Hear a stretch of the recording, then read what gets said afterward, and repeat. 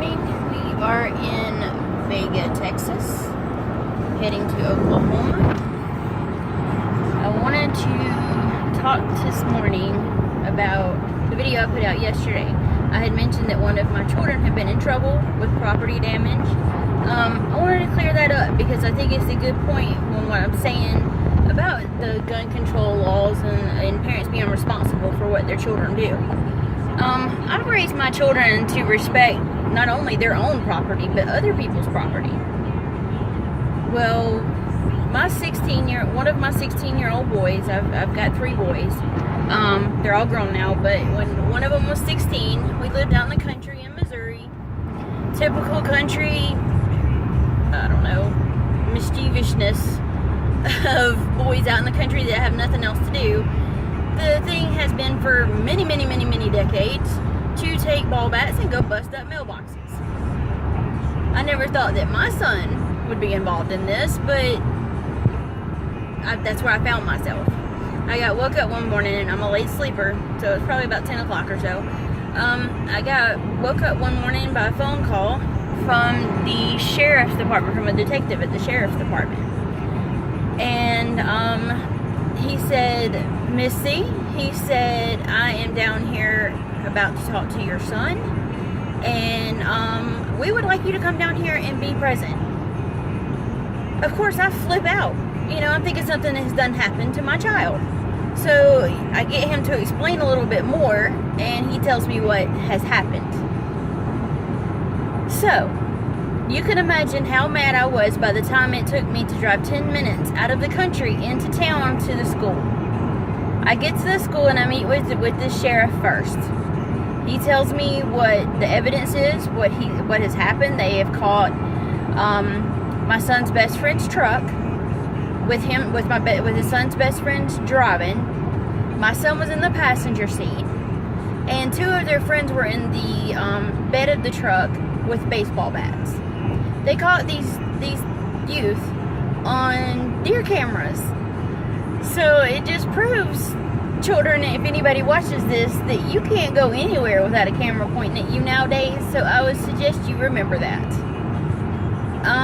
He has said that he has talked to all 4 boys separately. Nobody put a baseball bat in my son's hand. Nobody put a baseball bat in the driver's hand. It was the 2 in the back that did it all. They all 4 agreed to this. The cameras agreed to this.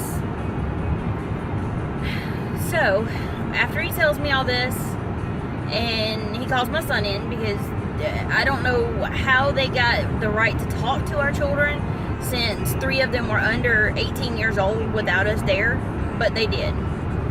So they call him in. I want to strangle him as soon as he walks in the door. He can take one look at me and know that I am furious. So the cop starts talking to him in front of me, asking him what all happened again to state his thing, because this is when the police officer is actually sitting over there writing it down. I don't know what he was writing. I never saw the piece of paper. He never handed it to me. Regardless, they start going back and forth on what happened that night. I'm sitting there trying not to kill my son.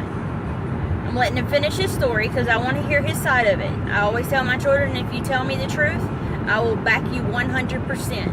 If I find out that you are lying to me, you are on your own, and I'm never gonna believe anything you say again. I'll never have your back like that again. This particular son had pretty much always been honest with me. Even when he knew I wasn't gonna like it, he would tell me. So he's sitting there and he's telling me a story. It matches up with everything that the police officer had told me. The police officer tells him what his consequences could be, which weren't good. I mean, he could have ended up with probation, community service, which should have been the least he got. They all should have at least gotten community service.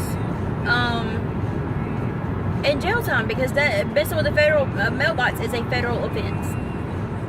So he tells my son this, tells him that he has to finish his investigation, and that he will be in touch with both of us. He asked if he could walk me out to my car, and escort me out if I have any more questions. And I told him no thank you, and got his card, thanked him for his time, and told him I needed to talk to my son before my son went back to class. No sooner had that police officer shut the door until I was railing at my son. The whole office outside that door heard every word I said to him. Needless to say, he was highly embarrassed when he walked out of that room. As he should be. As he should be. No child, I think he was 16, 17, I think he was 16. No child at 16 years old, 17 years old, no child period, should have their parents woke up by a police officer saying, hey, come down here because we have to talk to your son. He did something wrong. Okay, so he knew he was in trouble. I went home, I talked to his dad on the phone because his dad was at work. When everybody got home that night, we sat down and we had a talk. This was my son's punishment. He said, after explaining that these were these people's property, these people had to work to pay for these mailboxes and put them out there. Now they were going to have to take an extra trip to the post office to pick up their mail until their mailboxes were fixed. We decided that the best thing for him to do and what was right for him to do was go to each and every house that they knocked a mailbox down, offer to replace that mailbox and put it up. Not just hand them a mailbox and say, here you go. Put it in the ground. So we did that. I had no clue how many mailboxes they had touched. I don't even think the police officer actually knew how many. But after we got done, he sure did. Because we went down every road they went that night. And it was about 3 or 4 miles of backcountry roads. We went down every road. And every one that had a mailbox that was dented, that was moved, that was gone, we stopped at their house and he went up and knocked on their door, told him who he was, his name, told him who he was, what he had done, that he had been in a truck with friends that had knocked their mailbox and destroyed their property. Asked if they would like him to pay to have another mailbox, for him to buy another mailbox and come and put it back in for him. I am not lying. We went to every house within 3 to 5 miles of where they rode. I wrote down every single address we stopped at. Every one. We stopped at about 30 houses, I'm guessing. 30 to 40 houses. It was unreal. I don't know how long they'd been doing this all night, but it was crazy. We stopped at like 30 or 40 houses. And granted, most of them did not have their mailbox completely gone. It was just dented or, a little askew or whatever. But regardless, they had touched it. Only 4 out of all of those houses, most of them was like, no big deal, we're used to it, it's happened for years, we understand, it's okay, it's just dented, it's just knocked over a little bit, it's okay, it still works, go on. Only 4 out of all of those houses said, yes sir, please replace my mailbox. We did so. We went to Lowe's, we bought them mailboxes, or he bought them mailboxes. This come out of his money because he had a job. This son was responsible enough that he went and got a job at 16. This just happened to be a night that he was off. Anyway, went to Lowe's, got their mailboxes, took them back out there, and offered to put them up. Nobody wanted them to put them up. They said they would put them up. Thank you for doing it. They were all highly impressed with his responsibility and coming back and taking responsibility for his actions. Highly impressed. Okay, after all this done, and this took us about 3 days. It took us about 3 days to hit everybody, take their mailboxes back, and make sure that we talked to absolutely every person. Because if they weren't home, he went back.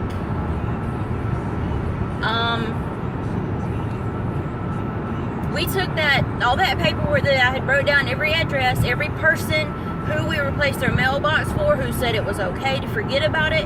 We took all of that to the detective at the police department. He was blown away. Blown away. He said, I have never seen this happen before. He said, I have never seen a child or a kid his age take this much responsibility and initiative to fix the problem that he created. And I said, well, that's the child that I raised. You know, that's how I wanted him to be. All of my children should take responsibility for their actions. So, long story short, when it come time to hand down punishment to these children, because we tried to get his best friend, who was an innocent party, to go with us. I talked to his mother several times and said, you know, just put him in the truck with us. We'll go around, you know, and at least he can say that he was there and that, you know, he tried to fix the problem. Because apparently the two that were in the back already had a police record. The 18-year-old was on probation. He went back to prison, not jail. He went to prison. The other one had a history too, and they ended up sending him back to youth corrections. His best friend didn't come, wouldn't come, blew it off, no big deal. Well, it was a big deal. His best friend ended up getting community service, and he has a record now. Not a bad record, of course. You know, he was 17. I think, no, he was 16. He was 16. So he doesn't have a really bad record, but now he's known by the police department in that small town. Lovely, huh, for a 16-year-old. Never could get him to come. Never could get him to do anything. Tried to get the 4 boys to pay for 1 mailbox apiece, since only 4 wanted them replaced. That never came to fruition either. They didn't want anything to do with anything they'd done, no responsibility whatsoever. And if you see this, you know I'm telling the truth. You know I am. So they let my son go. My son didn't have any repercussions. No community service. They said he had already done that. He went out and actually done community service for the people that he had committed against, the harm against. So there you go, people. I was in that truck for those 3 days with my son, going to every one of those houses. He's my child. It was my responsibility to make sure that he did so. He agreed. He thought it was just. So that shows me that he did have some remorse for what he did, and he got the principle that you can't tear up somebody else's property. Now, how many of these other parents will do this for their children? Your children are your responsibility. If they go in and they tear up something, that's on you. They go in and shoot up a school, that's on you. You should be sitting in jail right there with them. Right there with them. So, I'm sure some of you are not going to like this, but you know it's true. Be responsible for your children. Teach them responsibility, because if you don't teach them and you're not responsible, then they're not going to be responsible.